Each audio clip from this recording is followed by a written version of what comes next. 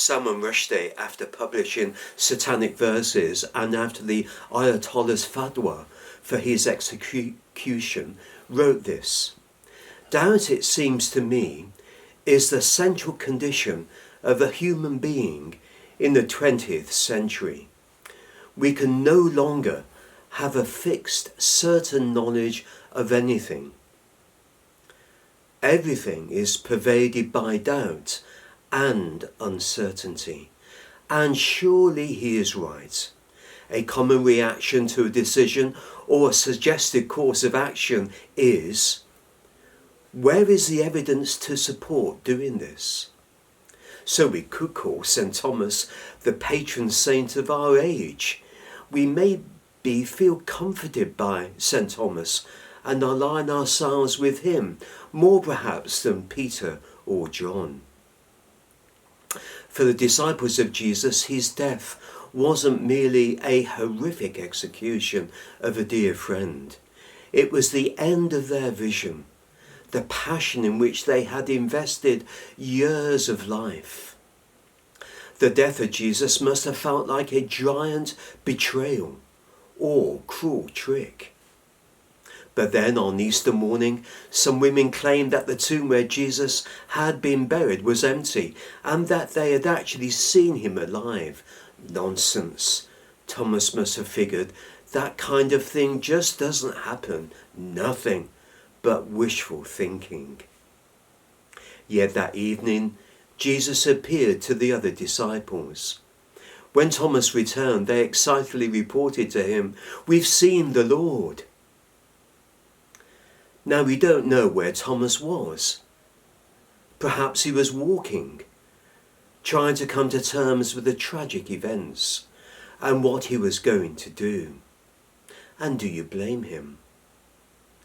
Thomas must have felt defeated and, at the same time, devastated. Thomas wasn't going to fall into the same trap of mere illusions. All this excitement again? No way. Likewise, some of us have followed Christ and then suddenly our lives have fallen apart. Our marriage hit the rocks, or we have had a health scare, or lost our job, or our teenager got involved with the wrong crowd. No matter how we try to rationalize what happened, the truth is that sometimes we have felt that God has let us down. And no matter how much others try to encourage us, we are just not sure we're ready to trust him again. To be honest, if I had been in Thomas's shoes, I'm not sure I would have been able to accept the testimony of the other disciples as well. You see, some people are skeptics. Some think a lot, maybe too much. Some don't find it easy to put their faith in anything. So putting ourselves in Thomas's place, I wonder, wouldn't it have made just as much sense to suppose that the disciples had had too much to drink, or that they had seen some sort of ghost, or that their grief had overwhelmed their senses? Whether Thomas should have believed or not, he was, at any rate, bluntly honest about where he was. He didn't pretend. He told the truth. Was he doubting Thomas? Well, perhaps, but even more clearly, he was honest Thomas. Thomas, in fact, turned out to be more honest than some of the other disciples. The others, we might assume, were happy to go along for the resurrection ride. But in Matthew 28, we read something quite startling. The disciples had followed Jesus' orders to go to Galilee, their home ground, and meet him there. This is what it says at the beginning of verse 16. Then the 11 disciples left for Galilee, going to the mountain where Jesus had told them to go. When they saw him, they worshipped him. But some of them still doubted. Did you catch that? But some of them still doubted. For 8 days Thomas was confused and dismissed the other disciples' claim. Then after 8 days, Jesus finally appeared to the disciples in Thomas's presence. He addressed the doubter directly. Put your finger here and see my hands. Put your hand into the wound in my side. Don't be faithless any longer. Believe. Do you know what's missing here? The rebuke, the guilt, the lecture on not doubting. It's not here.